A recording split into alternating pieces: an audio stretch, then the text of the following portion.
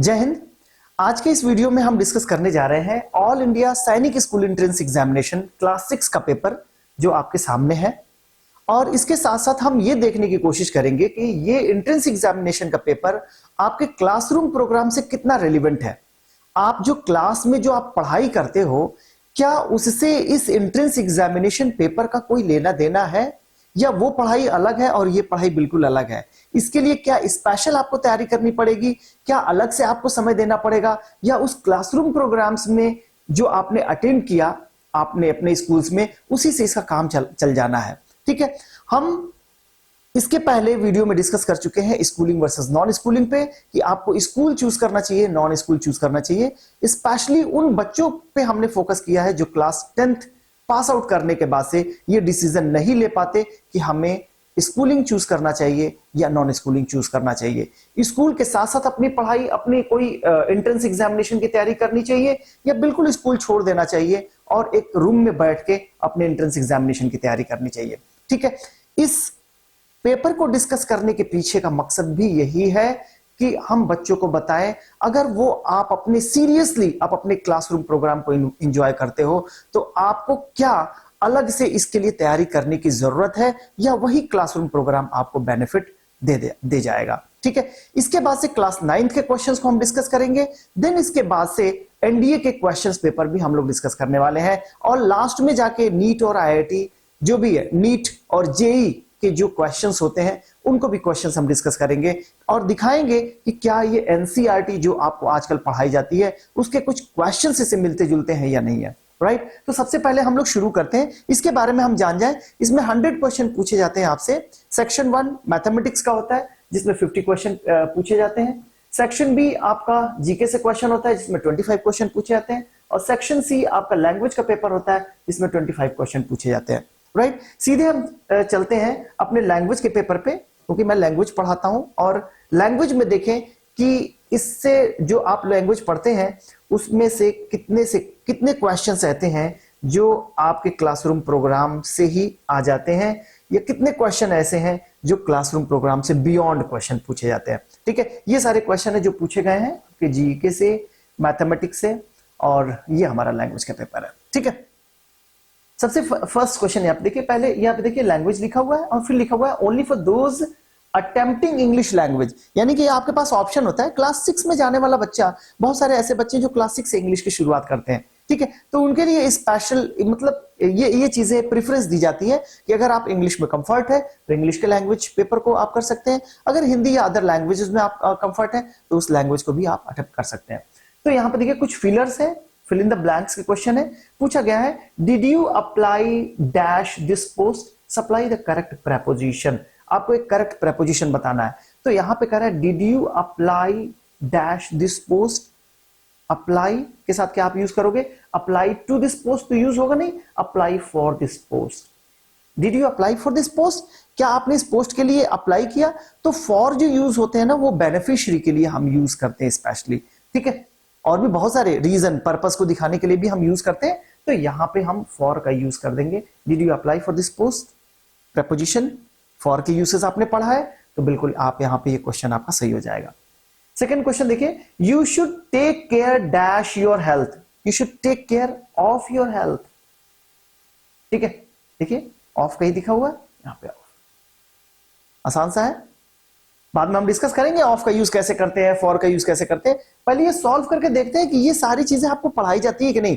Of के uses आप पढ़ते हैं प्रेपोजिशन में, फॉर के यूसेस पढ़ते हैं, किस वर्ड के साथ कौन सा एप्रोप्रिएट प्रेपोजिशन आता है, ठीक है, किस सेंस में यूज किए जाते हैं। अगर आपने पढ़ा है तो ये क्वेश्चन आपके लिए आसान है। फिर यहाँ पे देखो, he is rich dash he is not happy, he is rich he is not happy. अब यहाँ पे दो सेंटेंसेस हैं, he is rich he is not happy, और फिर कह रहे हैं सप्लाई द करेक्ट कंजंक्शन। अगर आपने कंजंक्शन पढ़ा है तो ये चीजें बिल्कुल आसान है। यहाँ पे दोनों सेंटेंस में देखिए किस तरीके का रिलेशनशिप है। अगर वो रिलेशनशिप आप देख पाते हैं तो इन सारे कंजंक्शंस में से एप्रोप्रिएट कंजंक्शन यूज कर पाएंगे। रिच तो है, हैप्पी नहीं है, तो एक तरीके से आप यहाँ पे क्या यूज कर सकते हो, दोनों में क्या है, यस, अगर रिच है तो उसे खुश होना चाहिए, रिच है फिर भी खुश नहीं है तो आप यहाँ पे क्या कर सकते हो, बट यूज कर सकते हो। ठीक है, अब यहां पे येट भी है, ध्यान रखिएगा। बट और येट दोनों जो है हम यूज कर सकते हैं एडवर्सिटी को दिखाने के लिए, ठीक है। लेकिन एडवर्सिटी जहां पे बहुत स्ट्रांग होती है वहां पे हम येट यूज करते हैं, और जनरल एडवर्सिटी दिखाने के लिए हम बट का यूज कर लेते हैं। तो एक जनरल सा है, रिच है, खुश होना चाहिए, लेकिन खुश नहीं है, हमने बट का यूज कर दिया। अब यहां देखो, work hard dash you will fail, work hard otherwise you will fail, otherwise है नहीं तो अदरवाइज के सेंस में और यूज हो जाता है, यहां पे और यूज कर लीजिए, वर्क हार्ड और you will fail, still because इधर यूज नहीं कर पाएंगे, सेंसलेस हो जाएगा, ठीक है। इस क्वेश्चन को देखें, the child dash for 2 hours, select the correct form of verb. The child for 2 hours, यहां पे देखिए टाइम एक ड्यूरेशन दिया हुआ है, तो यहां पे हम क्या यूज कर सकते हैं, the child has been sleeping for 2 hours, present perfect continuous tense को यहां पे यूज कर सकते हैं। अब यहां पे हैव बीन स्लीपिंग यूज नहीं कर सकते, विल स्लीप यूज नहीं कर सकते, यहां पे टाइम आप नहीं दिखा पाएंगे, हैज स्लेप्ट फॉर 2 hours ये नहीं दिखा सकते आप, ठीक है, क्लियर है। चलिए नेक्स्ट क्वेश्चन पे आते हैं।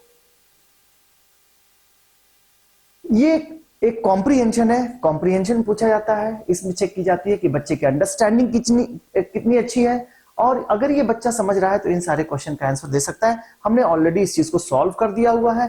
आपसे मैं रिक्वेस्ट करूंगा कि आप एक बार वीडियो को पॉज करिए, वीडियो को पॉज करने के बाद से कॉम्प्रीहेंशन को पढ़िए, अंडरलाइन भी मैंने आपके आसानी के लिए कर दिया है, अंडरलाइन कर दिया है, ठीक है, और क्वेश्चन के आंसर भी मैंने टिक कर दिए कि इस क्वेश्चन का आंसर ये होगा, ठीक है। तो ये क्लासरूम प्रोग्राम में आपको एक कॉम्प्रीहेंशन भी दिखाए जाते हैं, कॉम्प्रीहेंशन भी एक पूछा जाता है और उस पर बेस्ड 5 क्वेश्चंस पूछे जाते हैं, राइट। नेक्स्ट क्वेश्चन, अब यहां पे वही क्वेश्चन था, 86 87 तक ये क्वेश्चन थे। Which word means nearly the same as scream, scream, scream का मतलब चिल्लाने से होता है, तो शाउट यहां पे इसका सही ऑप्शन हो सकता है। Which word means nearly the same as happy, happy का content satisfied, nearly the same, ठीक है, तो कंटेंट का मतलब सेटिस्फैक्शन से होता है, सेटिस्फाइड से होता है, हैप्पी से होता है, तो ये सारे ऑप्शंस नहीं हो जाएंगे। चलिए इनमें आते हैं, choose the appropriate options to complete the sentence. The men are working, their dash are at home. The men are working, their wives are at home. Men काम कर रहे हैं और उनके वाइफ्स कहां पे हैं, घर पे हैं, their wives। तो वाइफ का ये प्लूरल है, वाइफ्स, तो सिंगुलर से प्लूरल बनाना भी सिखाया जाता है। देखिए पूछ दिया क्वेश्चन सारे भाई। Rahul works less dash than Mohan, Rahul works less, अब लेस के साथ मोर केयरफुल तो होगा नहीं, less carefully than Mohan, less careful होगा नहीं, और यहां पे केयरफुल एज नहीं होगा। ये दोनों इसलिए नहीं होंगे क्योंकि यहां पे देखो वर्ब को मॉडिफाई करना है और वर्ब को मॉडिफाई करने के लिए एडवर्ब यूज किया जाता है, ठीक है ना, तो इसलिए एडजेक्टिव यहां पे नहीं यूज होगा। समझ में आ गई बात। एक देन से हम कंपैरिजन ऑलरेडी दिखा रहे हैं, तो मोर केयरफुल यूज हो नहीं सकता। क्लियर, समझ में आ रही चीज है ना। तो यहां पे देखो, यहां पे क्या यूज करेंगे, Rahul works less carefully than Mohan. Now next question पे आते हैं, it dash all day long yesterday. अब यहां पे क्या करो, इट वॉज रेन्ड, अजीब सेंस आ रहा है, पैसिव वॉइस का गलत सेंस है। इट रेनिंग, ये भी गलत होगा, इट रेन्ड यहां पे सही हो सकता है, it rained all day long yesterday. It has rain नहीं होगा, प्रेजेंट परफेक्ट टेंस है, लेकिन यहां पे देखो टाइम जो दिया हुआ है पास्ट का दिया हुआ है, और आपको पता है टाइम डिसाइड द टेंस। जब पास्ट का टाइम है तो पास्ट का ही हम वर्ब यूज करेंगे, एक्शन वर्ड यूज करेंगे, प्रेजेंट हम यूज नहीं करेंगे, ठीक है, तो ये सही ऑप्शन हो जाएगा आपका। नेक्स्ट क्वेश्चन पे आइए, rearrange the following words, group of words to make meaningful sentences. Choose the correct sequence given in the option.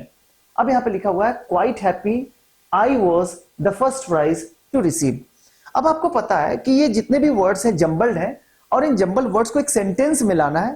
तो मैंने एक वीडियो इस पे बनाया था कि how to arrange the words in a sentence, ठीक है। तो जब भी आप सेंटेंसेस बनाते हो ना, तो सेंटेंसेस में हमें दो चीज का ध्यान रखना पड़ता है, एक सब्जेक्ट का और दूसरा प्रेडिकेट का, ठीक है। अब आपको पता होगा सब्जेक्ट क्या होता है, प्रेडिकेट क्या होता है। सब्जेक्ट का मतलब ये नहीं कि सिर्फ नाउन और प्रोनाउन ही हमारे सब्जेक्ट बनाएंगे, नहीं। अगर subject more than one word है तो उनको एक सिस्टमेटिक ऑर्डर में रखना पड़ता है, that is determiner, qualifier, headword and then adjective phrase. ठीक है, ये मिलके क्या बनाते हैं, एक सब्जेक्ट को बनाते हैं। उसी तरीके से प्रेडिकेट के दो पार्ट्स होते हैं, एक वर्ब होता है और दूसरा ऑब्जेक्ट होता है। ऑब्जेक्ट में भी अगर दो वर्ड्स आते हैं तो सबसे पहले हम क्या करते हैं, डायरेक्ट ऑब्जेक्ट को लिख देते हैं, फिर इनडायरेक्ट ऑब्जेक्ट को लिखते हैं। तो ये सारे के सारे एक सिस्टमेटिक जो अरेंजमेंट होता है वर्ड्स का, वो हमारा सेंटेंस बनाता है।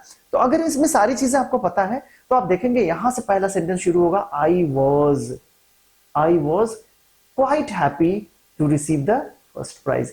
सो यहाँ पे बी से सेंटेंस शुरू होगा, और बी से सेंटेंस जब शुरू होगा तो या तो ए आंसर सही होगा या तो बी आंसर सही होगा, ये दोनों आंसर तो होंगे नहीं। तो ये हो जाएगा I was quite happy, B के बाद से ए आया हुआ है, बी के बाद से ए दोनों में आया हुआ है। ठीक है, I was quite happy to receive, उसके बाद से डी ऑप्शन, अब डी ऑप्शन इसमें नहीं है तो ये वाला कट जाएगा और ये वाला आंसर आपका सही हो जाएगा। तो सही सेंटेंस क्या होगा, I was quite happy to receive the first prize. ठीक है, नेक्स्ट आते हैं, protect we must natural resources our. ठीक है, अब देखो अगर आपको इसमें चीजें पता है तो ये आर जो यूज होता है ना, पॉसेसिव केस का एडजेक्टिव होता है। आर और आर्स में यही फर्क है, आर और आर्स। आर जब हम यूज करते हैं तो इसके साथ हम नाउन यूज करते हैं, ठीक है ना। तो अब आर ये लास्ट में तो आएगा नहीं, ठीक है, आर लास्ट में आएगा नहीं, तो यानी कि डी वाला ऑप्शन ये जो लास्ट में आया है नहीं, ये नहीं होगा। ठीक है, अब यहां पे क्या आएगा, आर नेचुरल रिसोर्सेज। देखो आर नेचुरल रिसोर्सेज, डी के बाद से सी आना चाहिए, तो डी के बाद से सी देखो इसी में आया हुआ है, ये वाला आंसर हो जाएगा। अगर थोड़े से ट्रिक पे जाओ, अगर इस तरीके से जाओ तो देखो यहां पे क्या होगा, we must protect our natural resources. We must, B से शुरू होगा, ए जाएगा, वी मस्ट प्रोटेक्ट, क्योंकि ये जो आपके मॉडल्स हैं, मॉडल्स के साथ वर्ब का फर्स्ट फॉर्म आता है, can, could, may, might, should, must, ought to, इन सब के साथ वर्ब का फर्स्ट फॉर्म आता है। इसमें वर्ब और कोई है नहीं, मस्ट के साथ प्रोटेक्ट आएगा, वी मस्ट प्रोटेक्ट। बी के साथ ए आएगा, बी के साथ ए और किसी भी ऑप्शन में नहीं है, यहां पे ए के साथ बी है, बी के साथ ए इसी में है, ये वाला आंसर आपका सही हो जाएगा।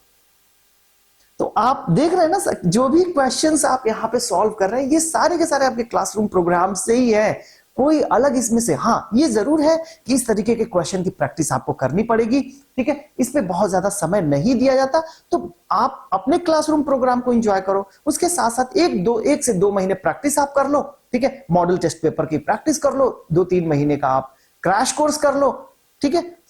बिल्कुल उसके बाद से अपना एंट्रेंस एग्जामिनेशन दीजिए, क्यों नहीं क्वालिफाई होगा, राइट। लेकिन बस इसके लिए आप पूरा का पूरा 1 साल छोड़ के एकदम लग जाओ तैयारी करने के लिए, ये सही नहीं है, ठीक है। चलिए आते हैं नेक्स्ट क्वेश्चन पे। Choose the appropriate option to fill in the blanks. One who leads an austere life. Austere life का मतलब बिल्कुल जो एकांत रहना चाहता है, शांति सुकून में रहना चाहता है, उसके लिए हम वर्ड यूज करते हैं एस्थेटिक। ये वन वर्ड सब्स्टिट्यूशन के क्वेश्चन है, तो अगर आपको ये सेंटेंस ग्रुप ऑफ वर्ड समझ में आ रहे हैं तो बिल्कुल इसके लिए एक वर्ड आसान हो जाएगा, ठीक है। पढ़ना पड़ेगा, वोकैबुलरी स्ट्रॉन्ग करनी पड़ेगी। A person who presents a radio और टेलीविजन प्रोग्राम, उसको हम क्या बोलते हैं, एंकर बोलते हैं। Pick the gender of lad. Gender, अब जेंडर यहां पे देखो, लैड जो है ना मैस्कुलिन जेंडर, तो फेमिनिन जेंडर इसका लास होता है, ठीक है। और यहां पे फिर कह रहा है choose the gender of fox. Fox जो है ये मैस्कुलिन जेंडर है, और इसका जो फेमिनिन जेंडर होता है वो होता है विक्सन। ये भी सारी चीजें पढ़ते हैं जेंडर। फिर यहां पे देखो 97 नंबर क्वेश्चन है, dash always stood third in her class, supply the correct pronoun. Her class है तो इसका मतलब फेमिनिन जेंडर है, और फेमिनिन जेंडर होता है यहां पे she always stood third in her class.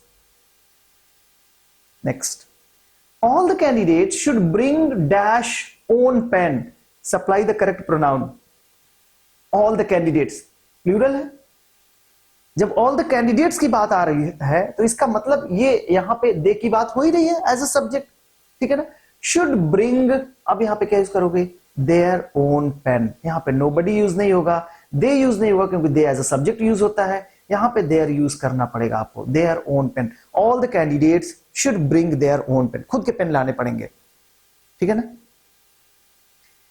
Experience is the dash teacher. Experience is the dash teacher, supply the correct adjective. अब यहाँ पे द आया हुआ है ना, द हमेशा एडजेक्टिव के सुपरलेटिव डिग्री के साथ आता है। यहाँ पे देखो बेस्ट लिखेंगे, experience is the best teacher. Better use नहीं कर पाएंगे क्योंकि कंपैरिजन कुछ नहीं हो रहा है, ठीक है ना।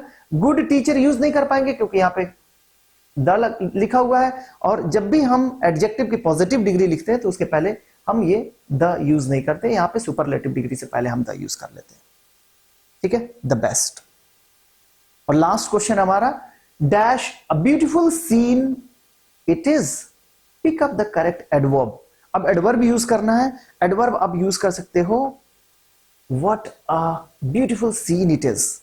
एक्सक्लेमेटरी सेंटेंस यूज करते हैं ना, ठीक है, जहां पे सडन सरप्राइज को दिखाते हैं। Clear? How beautiful the scenery is, यहां पे आ नहीं रहा था तो हाउ का भी यूज कर पाते, लेकिन हाउ यहां पे यूज नहीं होगा। What a beautiful scene it is, ये सही सेंटेंस होगा। ऑलवेज यूज नहीं हो पाएगा, नेवर यूज नहीं हो पाएगा, ठीक है। तो यहां पे बेहतर होगा कि आप ये इस ऑप्शन के साथ जाएं। क्लियर? तो इस तरीके से हम लोगों ने लैंग्वेज के पेपर को बड़ी खूबसूरती के साथ बहुत अच्छे तरीके से सॉल्व किया। आई होप ये सारी चीजें देखने के बाद से आपको पता लग रहा होगा कि ये सारे क्वेश्चंस आप बिल्कुल क्लास में बैठे बैठे सीख सकते हैं। आपको कहीं से किसी अलग से कोचिंग इंस्टीट्यूट या उसके लिए अलग से टाइम खर्च करने की जरूरत नहीं है। जो भी अपने बुक्स हैं उसको एंजॉय करिए और एक एक चीज को अच्छे तरीके से पढ़िए, और इस तरीके के क्वेश्चंस को बिल्कुल ना छोड़ें, क्योंकि यही सारे क्वेश्चंस हैं जो आपके एग्जाम में पूछे जाएंगे और हर जगह पे पूछे जाएंगे, राइट। सो आई होप ये वीडियो आपको अच्छी लगी होगी। अगर अच्छी लगी हो तो जरूर अपने दोस्तों में शेयर करिए। आज के लिए इतना ही, जय हिंद।